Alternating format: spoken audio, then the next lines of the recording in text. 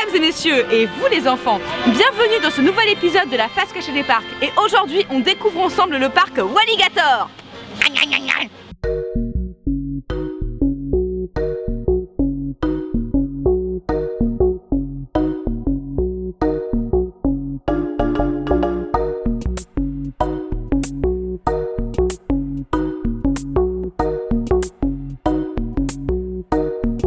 Le parc se situe à 15 km de Metz et tout près des frontières luxembourgeoises et allemandes, idéal pour le tourisme. Bon, avant de se jeter sur cette attraction, on va parler un peu d'histoire parce qu'il y a beaucoup à dire, alors accrochez-vous.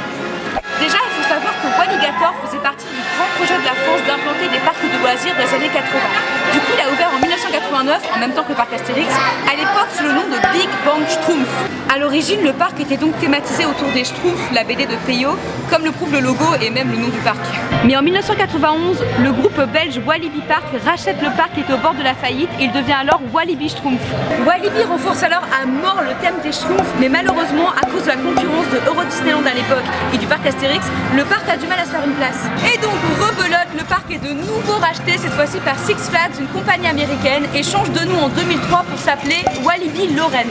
Et comme les Américains à l'époque n'avaient rien à foutre des Schtroumpfs, le film avec Neil Patrick Harris n'était pas encore passé par là, du coup la thématisation est complètement tombée à l'eau et petit à petit les attractions ont été remplacées par des thèmes plus classiques. Et c'est pas fini! En 2004, le parc est de nouveau racheté, cette fois-ci par la société Star Parks, qui le revend en 2006 à deux forains, Didier et Claude Ledouarin. Et enfin, pour la saison 2007, le parc prend le nom qu'on lui connaît actuellement, Walligator Park. Et d'ailleurs, depuis que le parc a été racheté par des forains, chaque nouvelle attraction est plus ou moins empruntée de la fête foraine et un peu rethématisée pour correspondre au parc de loisirs. Ils avaient promis une nouvelle attraction tous les ans depuis 2009, mais depuis 2014, il n'y a rien de nouveau. Il faut quand même admettre que les frères Ledouarin ont permis au parc de bien subsister depuis 2007, parce qu'il n'a pas été racheté entre temps. Et même les attractions qu'ils ont incorporées, ils ont quand même vraiment essayé de faire des nouveautés. Par exemple, il y avait le Tandor, qui a été annoncé comme une grande nouveauté, mais qui n'a pas duré. Bien tenté! Et c'est pas encore fini, car en 2012, le parc est de nouveau racheté pour des problèmes de redressement judiciaire. Et c'est toujours pas fini, car en 2016, le parc est de nouveau racheté. Et c'est toujours pas fini, car en 2018, il est encore une fois racheté par nous, les tabliérons. Non, c'est pas vrai, mais ce serait possible.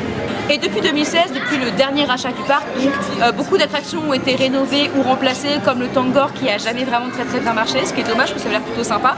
Ils ont aussi essayé d'accentuer la thématisation avec par exemple la zone sur les dinosaures ou la zone sur l'espace. Ça va, vous suivez toujours? Ok, maintenant il est temps d'explorer le parc et comme c'est la première fois pour nous, on va le découvrir ensemble, mes Michimous.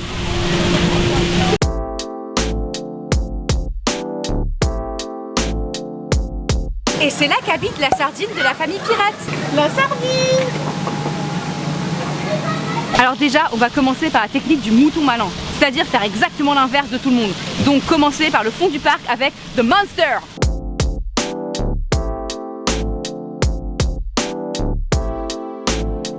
Il a ouvert en 2010 et nous vient tout droit du Japon. C'est une montagne russe inversée, un peu comme Osiris au parc Astérix, et il détient le record du plus long d'Europe à égalité avec le Katoon à Mirabilandia en Italie. Perso, c'est un type d'attraction que j'aime beaucoup, même si de visu il a l'air un petit peu moins impressionnant qu'Osiris, j'ai quand même hâte de le tester.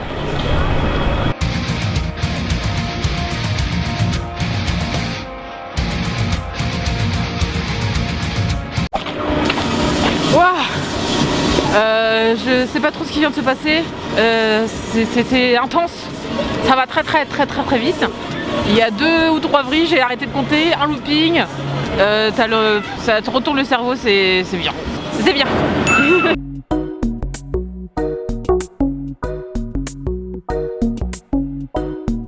Le parc comporte quand même 3 montagnes russes, dont une qui est là depuis l'ouverture du parc, l'Anaconda. Il s'agissait des plus hautes montagnes russes en France jusqu'à l'apparition en 97 de Tonnerre de Zeus au parc Astérix et des plus hautes d'Europe avant l'apparition du Colossus à Heide Park en Allemagne en 2001. Allez, on teste!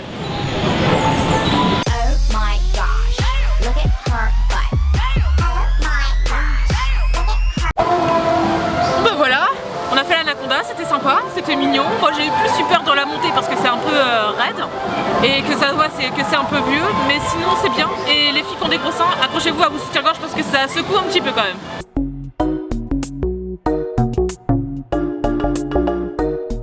Et enfin, troisième coaster du parc, la Comète, qui a l'air de souffrir des mêmes problèmes que Goudurix, à savoir que c'est un vieux roller coaster, qu'il est assez lent, donc je pense qu'il est plutôt violent, mais on va quand même le tester, on verra bien.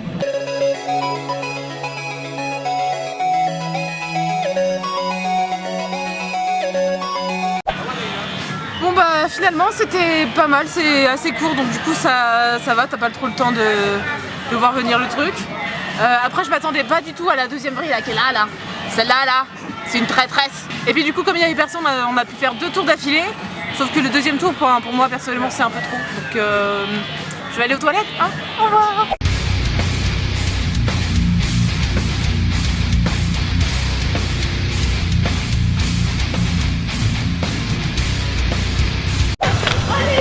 On y va? Non. Bah si. Non, moi je suis pas ça. Si. Non. Mais si, allez, tu viens. Non. Allez. Bon bah du coup je l'ai fait toute seule, hein. Enfin moi j'ai bien aimé, je trouve ça sympa. L'attraction s'appelle Space Shoot et il faut savoir que pendant longtemps elle a gardé son nom d'origine qui était la revanche de Gargamel, encore une fois en hommage au Schtroumpf. Mais Walligator est avant tout un parc pour les familles. Déjà il y a plein d'attractions pour les enfants de 1 à 4 ans et les plus grands enfants pourront vivre leurs premières sensations fortes.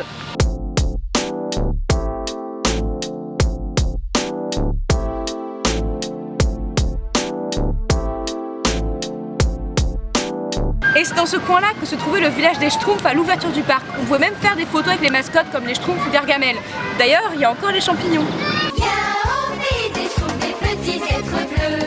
Viens au pays des Schtroumpfs où tout est merveilleux. Allez, maintenant il fait beau, il fait chaud, on va faire des attractions d'eau. Et pour ce faire, on va se référer à notre baromètre de splashitude, NJ. C'est grâce à elle qu'on va savoir si ça éclabousse un peu, beaucoup ou très beaucoup. D'après la légende, elle aurait volé le poisson préféré de Poséidon. Et depuis, elle est maudite, la malédiction d'Engie. Niveau 1. Première attraction aquatique, les Wally Boats. Et bon, je pense que je vais pas trop me mouiller si je dis qu'on va pas trop être mouillé.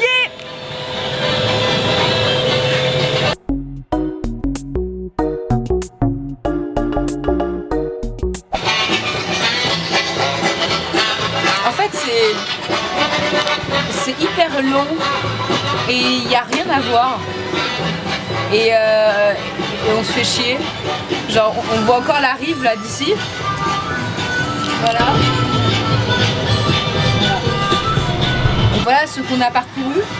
Et ça fait déjà au moins 4 minutes qu'on est là. Là on n'avance même plus du tout en fait je crois.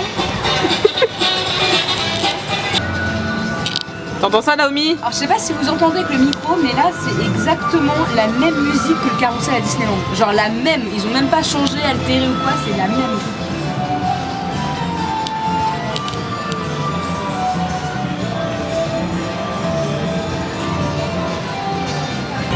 Je sais même pas quoi dire.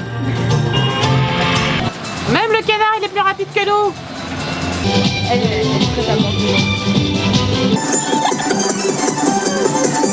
Bon bah ça va, je suis pas mouillée, mais j'ai perdu mon âme là-dedans, parce que ça a duré 30 minutes quand même, c'est très lent, et voilà, c'est tout. Niveau 2. La rivière sauvage, une attraction de type bûche où on est mouillé, un peu comme un menhir express, d'ailleurs il y a même des menhirs à côté de moi. Il copie pas.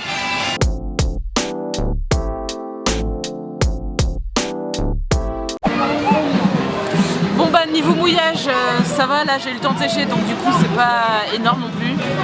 Niveau parcours, tu te balades un petit peu, tu montes, tu descends, il n'y a aucun décor ni rien, enfin c'est un peu triste quoi, c'est dommage. Voilà la preuve.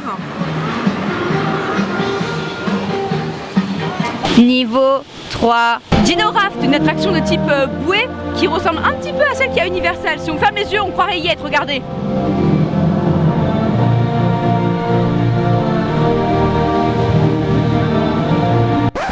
Quand tu ouvres les yeux, tu te rends compte que non, t'es à Walligator, à Metz.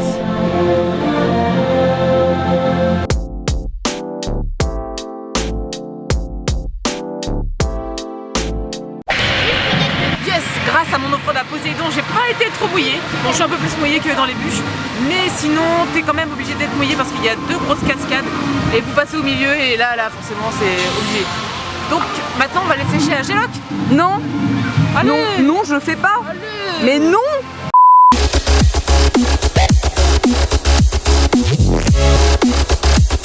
Alors Géloc, même si c'est pas du tout mon genre d'attraction parce que je suis très malade dans les trucs qui tournent, j'avoue que c'est quand même un truc assez original, on ne voit pas forcément tout le temps dans les parcs d'attractions et c'est aussi l'attraction la plus récente puisqu'elle date de 2014.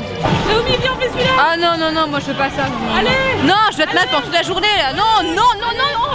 Regarde, il y a des spectacles, on fait un spectacle, ok? Ouais, ok, allez.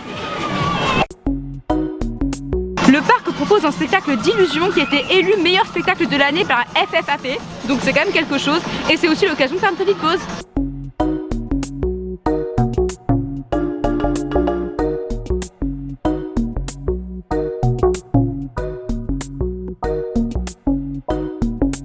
Et voici la traditionnelle maison hantée qui ici s'appelle la maison hantée. J'espère qu'elle sera quand même un petit peu moins copiée sur celle de Disney que celle d'Europa Park. Allez, on va voir. Alors, point positif, c'est que ça ressemble pas du tout à celui de Disney parce que là c'est un truc où on marche en fait, c'est pas avec des wagons. L'avantage de ce type d'attraction, c'est que du coup tu peux bien regarder les décors machin. Le désavantage, c'est que quand les décors sont pas ouf, bah tu vois les défauts quoi. Après le problème aussi, c'est que comme c'est par groupe, donc si les personnes sont devant vous, sont chiants, vous n'avez pas profité. Et il y a aussi le petit truc marrant, c'est que le premier acteur avait un accent belge, ce qui cassait tout effet de terreur. Et celui qui nous a accueillis à la fin nous a dit au revoir, bonne journée. Donc voilà, ça casse un peu le délire.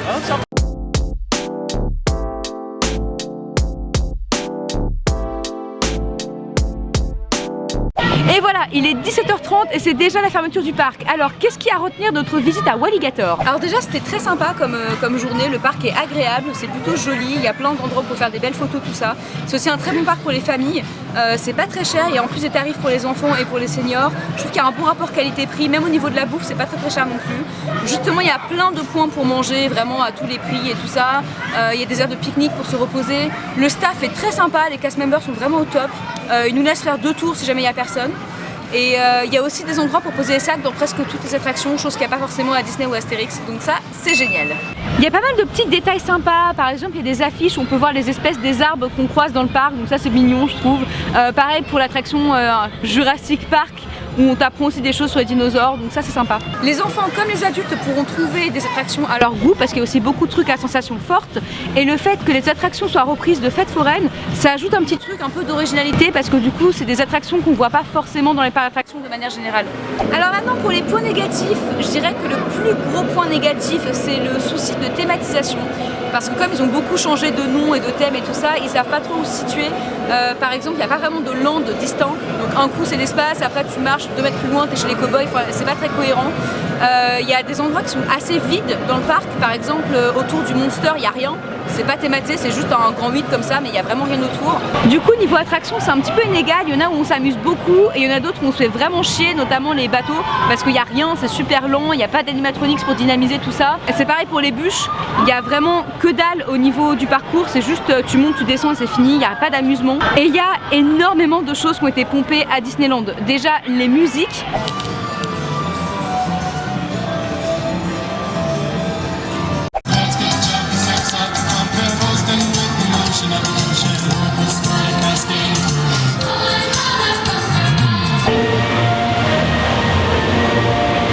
Alors il y a des endroits où il n'y a aucune musique, mais quand il y en a, c'est que des trucs soit libres de droit, soit pompés à Disney complètement. Il y a aussi beaucoup de dessins qu'on retrouve des personnages de Disney, tout ça. Même au niveau des noms, des fois des attractions, ça ressemble à Disney. Donc c'est un petit peu dommage parce que je trouve qu'au lieu d'essayer de copier un truc qui marche, il faut mieux essayer d'être original pour s'en distinguer parce que là ça souffre un peu de la comparaison quoi.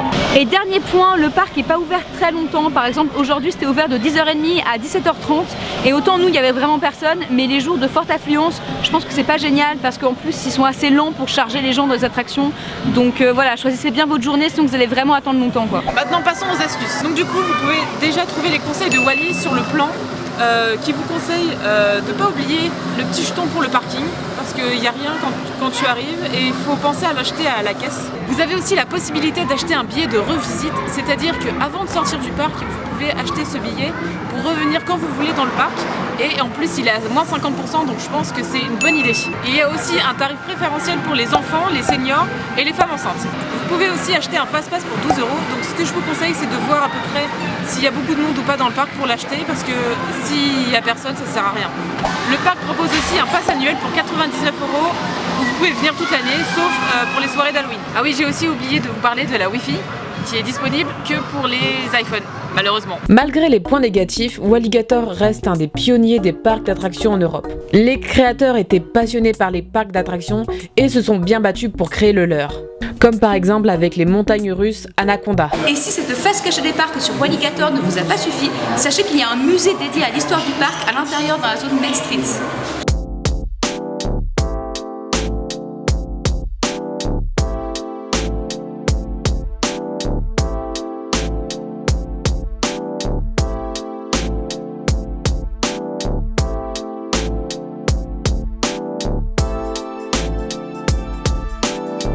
Et on termine par un petit passage à la salle d'arcade où on va essayer de gagner une peluche. C'était la face cachée des parcs. À la prochaine. Bon allez, on va essayer d'avoir une peluche de chat noir ou Ladybug pour Cécilia. Cécilia, c'est pour toi. Je mise 20 centimes sur ma victoire.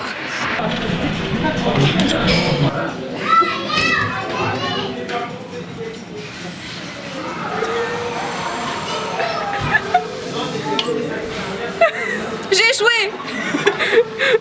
Quelle surprise! Désolée Cécilia. J'ai essayé.